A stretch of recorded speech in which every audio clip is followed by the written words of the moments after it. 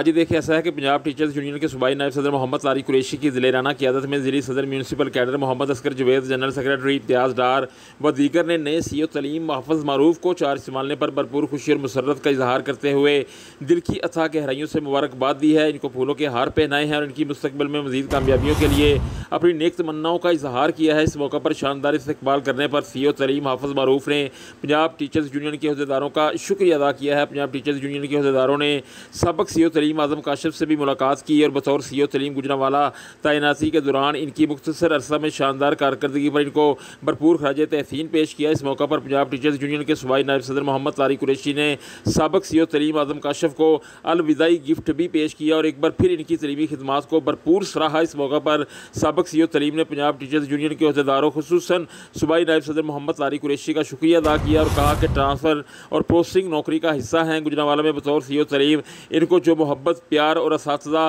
Clerical staff की जानिब से तामन मिला वो इसको कभी भी फरामोश नहीं कर सकेंगे। जी।